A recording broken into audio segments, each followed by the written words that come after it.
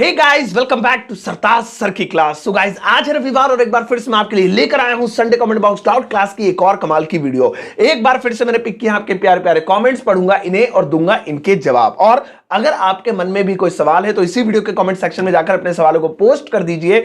मैं next Sunday वाली video बनाने से पहले आपके सवालों को इसी वीडियो के कमेंट बॉक्स में से पिक करूंगा और उनके जवाब दूंगा। और हां, आपको एक और कमाल की बात बता दूं जो मैं आपको रोज बता रहा हूं, और वो ये है कि मेरा एक पॉडकास्ट है स्पॉटिफाई पर। पहले ये बता दूं पॉडकास्ट किसे कहते हैं।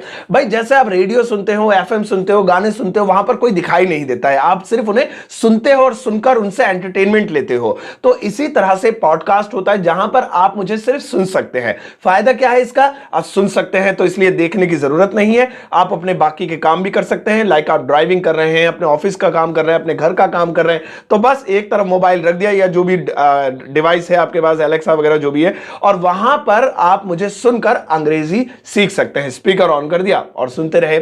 अब उस स्पॉटिफाई पॉडकास्ट पर मैं ऐसी ऐसी चीजें अपलोड करता हूं जो बाकी की कहीं और मैं अपलोड नहीं करता हूं, यानी कि एकदम एक्सक्लूसिव कंटेंट। तो फिर लिंक इस वीडियो के डिस्क्रिप्शन बॉक्स में दिया हुआ है, उस पर क्लिक कीजिए। अगर आपके फोन में स्पॉटिफाई एप्लीकेशन नहीं है तो पहले वो डाउनलोड हो जाएगी और उसके बाद वहां पर मेरे पॉडकास्ट लर्न इंग्लिश विद सरताज को फॉलो कर लीजिए। चलिए फिलहाल नोटबुक और पेन लेकर बैठ जाइए, आज की क्लास की शुरुआत करते हैं और जो चीज काम की लगे उसे नोट कर लेना। पहला सवाल मैंने पिक किया है रभा का। लिखा है आग बुझ गई है, इसको इंग्लिश में क्या कहते हैं? सर, काउंटलेस लव, यानी कि बहुत सारा प्यार। थैंक यू सो मच आपके इतने सारे प्यार के लिए।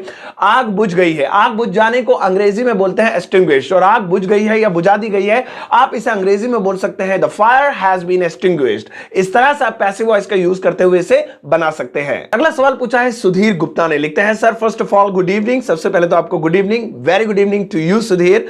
आई हैव टू आस्क 2 क्वेश्चंस, मुझे 2 सवाल पूछने हैं टू यू आपसे। Sir, I have been following you for 2 years, मैं आपको 2 साल से फॉलो कर रहा हूं। I watch all your all the videos, मैं आपकी सारी वीडियोस देखता हूं। माय फर्स्ट क्वेश्चन, मेरा पहला सवाल है, what is the difference between identify and recognise? Identify और रिकॉग्नाइज में क्या फर्क होता है? And second, what is the English of sharif? शरीफ को अंग्रेजी में क्या कहते हैं? Please please please pick this time. I have tried 30 times, मैंने 30 बार ट्राई किया है। वाह, I am really sorry dear, अगर आपने इतना ज्यादा वेट किया। मैंने आज नजर मारी, आज मेरी नजरों में आया आपका सवाल। फिलहाल दोनों के जवाब देता हूं। पहला, दूसरा वाला ज्यादा आसान है, वो लेते हैं। शरीफ को अंग्रेजी में डिसेंट बोलते हैं, डिसेंट, जैसे कि वो बहुत शरीफ लड़का है, he is a decent boy, he is a decent boy. और हां, आपने फिर दूसरा सवाल ये पूछा कि आइडेंटिफाई रिकॉग्नाइज में क्या फर्क होता है। देखिए, आइडेंटिफाई उस चीज को करते हैं जो हम किसी चीज को पहचान ले, यानी कि पहले उसके बारे में नहीं पता था लेकिन अब आइडेंटिफाई कर लिया। जैसे किसी को कोरोना के बारे में नहीं पता था, लेकिन जब उसके बारे में पता चला तो वो एक ऐसा फीवर है जिसके ये लक्षण होते हैं, तो डॉक्टर्स ने, साइंटिस्ट ने उसे आइडेंटिफाई कर लिया। और रिकॉग्नाइज का मतलब ये होता है कि किस चीज को आपने पहले देख रखा है और आप भूल गए हैं, अब आपने उसे देखते ही पहचान लिया, तो उसे रिकॉग्नाइज कहते हैं। अरे यार, मैंने तुम्हें पहचान लिया, आई रिकॉग्नाइज्ड यू, तुम वही हो ना जो शादी में मिले थे, तो इसके लिए रिकॉग्नाइज यूज करते हैं। अगला सवाल पूछा है जानी ने। लिखा है हेलो सर, हाय जानी। जानी, वाह, I want to ask few questions, मुझे कुछ सवाल पूछने हैं। कुड यू टेल मी, क्या आप मुझे बताएंगे what is question tag topic in English, कि ये क्वेश्चन टैग वाला जो टॉपिक इंग्लिश में क्या होता है, and where is it use in regular life, और ये हमारी डेली लाइफ में कब कब यूज होता है, कैसे यूज होता है, how we can solve question tags in examinations, और हम परीक्षा में इसको कैसे सॉल्व कर सकते हैं। For example, the sun is shining today, और इन्होंने एक क्वेश्चन भी दिया है, कह रहे हैं इसका क्वेश्चन टैग बनाकर दिखाओ। बनाते हैं।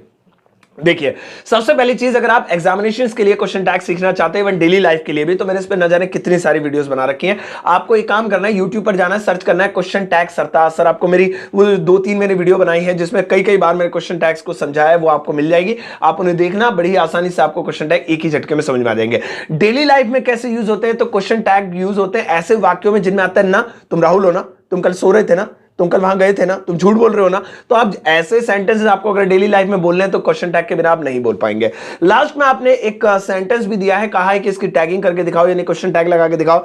तो मुझसे पहले, मेरे देखने से पहले, हमारे एक प्यारे से विद्यार्थी हैं जिनका नाम है तानिया पायल, उन्होंने, प्यारी सी विद्यार्थी, उन्होंने इसका जवाब दे दिया। उन्होंने लिखा है आपके सवाल के जवाब में, the sun is shining today isn't it, तो बिल्कुल सही है, यही इसका आंसर होगा। शुक्रिया तानिया जी, आपने जवाब दिया। तो आई होप जानी जी आपको जवाब मिल गया होगा। अगला सवाल पूछा है सुपरलेटिव नॉलेज ने, लिखते हैं good morning sir ji, very good morning, this is Afsar Ali, मेरा नाम अफसर अली है फ्रॉम यूपी प्रतापगढ़, उत्तर प्रदेश प्रतापगढ़ से। Okay sir, I have an important question, मेरा एक बहुत जरूरी सवाल है, प्लीज एक्सप्लेन कर दीजिए with me about this question. मेरे सवाल है you are junior then me या फिर you are junior to me, what is right sentence, इनमें से कौन सा सही है? आई थिंक सेकंड वन, मुझे लगता है दूसरा वाला सही है, बट व्हाई, लेकिन क्यों दूसरा वाला सही है, टेल मी। ठीक है, आपने गैस कर लिया तो मैं आपको कहता हूं कि आपका गैस बिल्कुल ठीक है।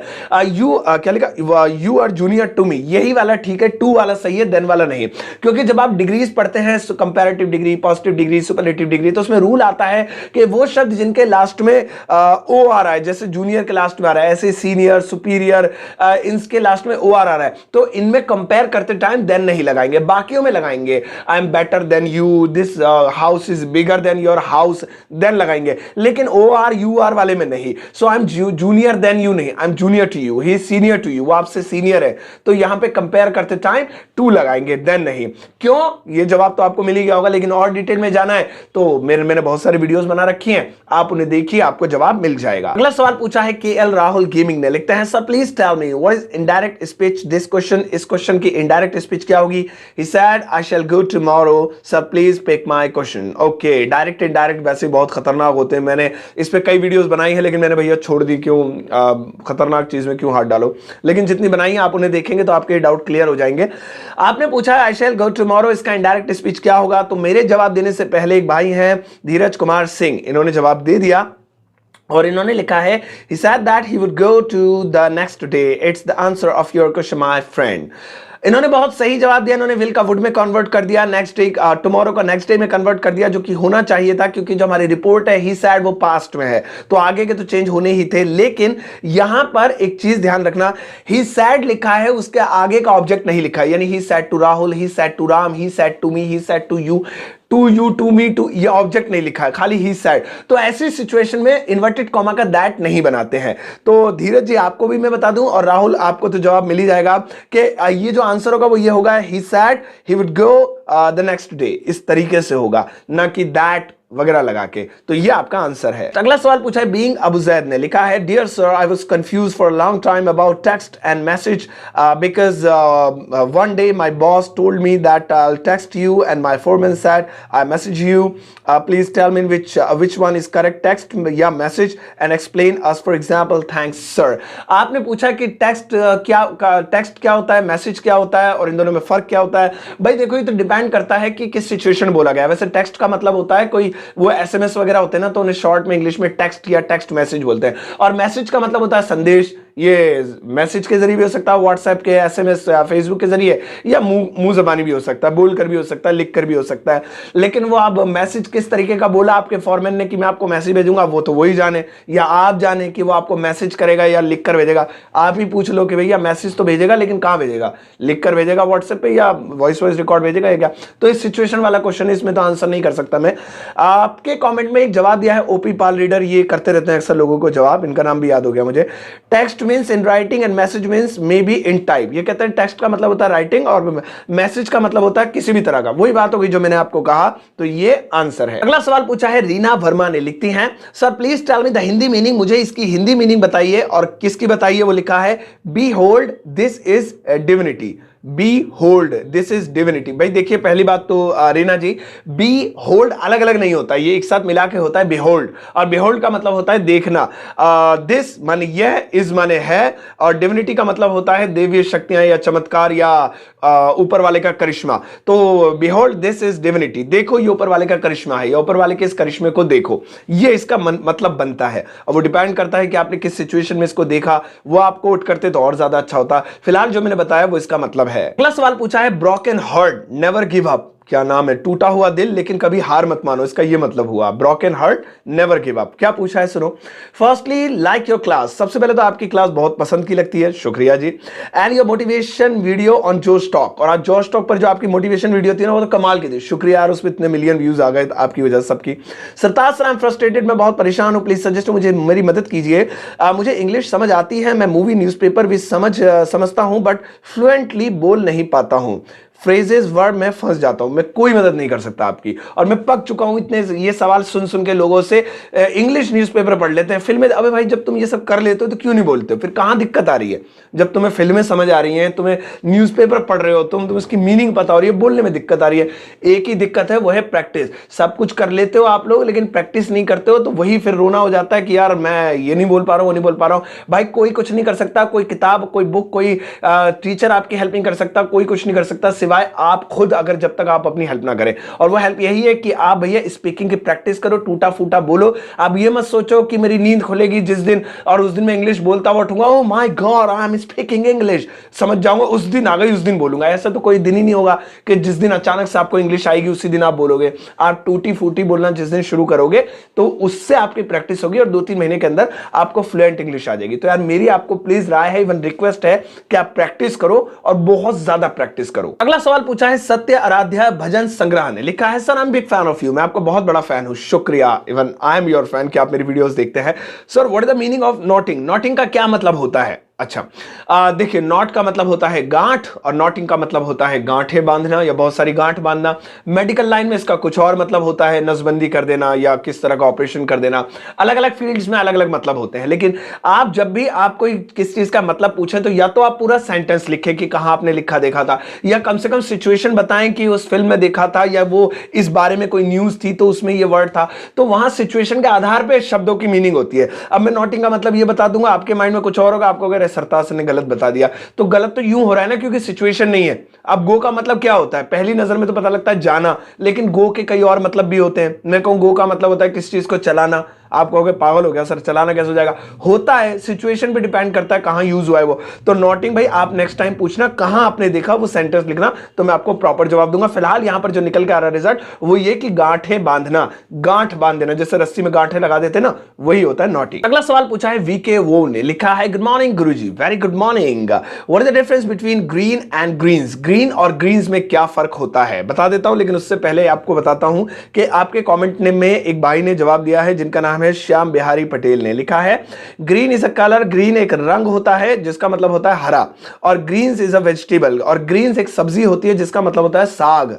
तो ग्रीन माने हरा रंग और ग्रीन्स मतलब साग। साग सुन के साग खाने का मन कर गया, मक्के दी रोटी सरसों दा साग। तो ये आपके सवाल का जवाब है। तो श्याम बिहारी जी ने बिल्कुल सही जवाब दिया है। Thank you so much Shyam Bihari ji, बहुत बहुत शुक्रिया। एंड वीके वाओ जी, ये जवाब आपको मिल गया। अगला सवाल पूछा है आयशा पटेल ने, लिखा है hello sir, hi ji, your teaching method is very good, आपका पढ़ाने का तरीका बहुत अच्छा है। मेरा सवाल है, अगर मैरिज से पहले लड़का लड़की रिलेशनशिप में होते हैं तो गर्लफ्रेंड बॉयफ्रेंड कहलाते हैं, लेकिन मैरिज के बाद भी अगर कोई लड़की अपने हस्बैंड के अलावा किसी और के साथ रिलेशनशिप में है तो उसे भी उसका बॉयफ्रेंड या गर्लफ्रेंड कहते हैं या और कुछ कहेंगे या कुछ और? Please sir pick my question. बहुत ही खतरनाक सवाल आपने पूछा, आपकी सोच कहां तक जाती है, आई प्राउड ऑफ यू, बहुत अच्छा पूछा। अब चाहे वो औरत का बॉयफ्रेंड हो बाद में शादी के बाद या आदमी का हो, फर्क नहीं पड़ता। क्या कहेंगे आपने ये पूछा, वो बताइए इंग्लिश में। तो हाँ ये बात सही है कि शादी से पहले अगर किसी का रिलेशन होता है किसी के साथ तो बॉयफ्रेंड या गर्लफ्रेंड बोलते हैं उसे, लेकिन शादी के बाद क्या कहेंगे? तो देखिए क्योंकि वो जो एक इलीगल रिलेशन हो जाता है वो सामाजिक रूप से भी स्वीकार्य नहीं है और शायद कानूनी रूप से भी बिल्कुल भी नहीं है। तो ऐसे में अंग्रेजी में उसके लिए एक शब्द यूज किया जाता है, वो होता है एक्स्ट्रा रिलेशन। एक्स्ट्रा रिलेशन यानी कि एक फालतू का रिश्ता, एक ऐसा रिश्ता जिसे नहीं होना चाहिए था, उसे एक्स्ट्रा रिलेशन कहते हैं। जैसे कि एक आदमी है, अब उसकी शादी हो गई है, उसका कहीं और अफेयर है, तो हम कहेंगे ही हैज एक्स्ट्रा रिलेशंस, इसके एक्स्ट्रा रिलेशंस है, या she is his extra relation, ये वो जो है इनकी एक्स्ट्रा रिलेशन है, इनका एक एक्स्ट्रा रिश्ता है, तो इसको बोलेंगे। लेकिन वो एक दूसरे को थोड़ी बोल सकते हैं, जैसे गर्लफ्रेंड बॉयफ्रेंड बोलते हैं, यू आर माई गर्लफ्रेंड, मैं तेरा बॉयफ्रेंड, ऐसे already you are my extra relation, I am your extra. तो वो आपस में भले ही एक दूसरे को फ्रेंड या जो भी आप एक दूसरे को बोल सकते हैं, जानू पानू जो भी बोले, इट डजंट मैटर, लेकिन जो समाज बोलेगा वो बोलेगा एक्स्ट्रा रिलेशन। तो ये कोई गलत वर्ड भी नहीं है और इंग्लिश में हम इसे यूज कर सकते हैं। अगला सवाल पूछा है काजल यादव ने, लिखा है सर मेरा क्वेश्चन है कि सब्जी को इंग्लिश में वेजिटेबल्स कहते हैं, लेकिन सब्जी को पका दिया जाता है तो उसे इंग्लिश में क्या कहते हैं? सर मैं गवर्नमेंट स्कूल में पढ़ती हूँ क्लास 11th में, और सर मुझे ना इंग्लिश सब्जेक्ट में बहुत दिक्कत होती है, मेरे एग्जाम में बहुत कम नंबर आए, 44 आए 100 में से 44, एंड सर प्लीज बताइए मैं इंग्लिश ग्रामर कैसे पढ़ूं? आपको इस वक्त जरूरत है एक अच्छे से ट्यूशन की, सबसे पहली चीज तो काजल जी। आप 11th क्लास की बच्ची हैं और आप अपनी पढ़ाई से खिलवाड़ मत कीजिए। वन आपके पेरेंट्स भी अगर इस वक्त वीडियो देख रहे हैं तो मैं उनसे भी रिक्वेस्ट करूंगा, आपको इलाके में एक अच्छा सा जो भी ट्यूशन ना अच्छा सा हो, जिसमें लोग ट्रस्ट करते हो, उन टीचर्स से मिलिए और अपने बच्चे को उनसे पढ़वाइए। क्योंकि इस वक्त कोई वीडियो, कोई किताब या सेल्फ स्टडी, किताब तो हेल्प करती है, सेल्फ स्टडी में किताब मदद नहीं करेगी, कोई भी मदद नहीं कर सकता, यूट्यूब तो खास तौर पे नहीं कर सकता। 11 12 से खिलवाड़ मत कीजिए, अपने बच्चों के एक अच्छा सा ट्यूशन दिलवाइए ताकि अगले साल उनके और अच्छे मार्क्स आए, तो इससे ही आपकी ग्रामर अच्छी होगी। फिर आपने पूछा सब्जी को वेजिटेबल बोलते हैं, पका दिया जाए तो पका दिया जाए तो आप इंग्लिश में भी उसे सब्जी बोल सकते हैं। I'll eat सब्जी टुडे, मैं आज सब्जी खाऊंगी। या फिर आप चाहें तो वेजीज भी बोल सकते हैं, वेजीज, जैसे आई लाइक वेजीज, मुझे सब्जी बहुत अच्छी लगती है, तो पकी हुई सब्जी को वेजीज बोलते हैं, सब्जी बोलते हैं, और जो कच्ची होती है उन्हें तो वेजिटेबल बोलते ही। अगला सवाल पिक किया है मैंने श्याम बिहारी पटेल जी का, ये वही अभी जिन्होंने किसी के कमेंट में आंसर किया था, बहुत बढ़िया, शाबाश। इनका सवाल क्या है देखते हैं। Good evening sir, very good evening, my self Aanchal Patel. ओह अच्छा, ये आंचल नाम है इनका, ओके ठीक है बेटा। आंचल पटेल ऑफ 7th क्लास में 7वीं कक्षा में पढ़ती हूँ। इसमें रोने वाली क्या बात है?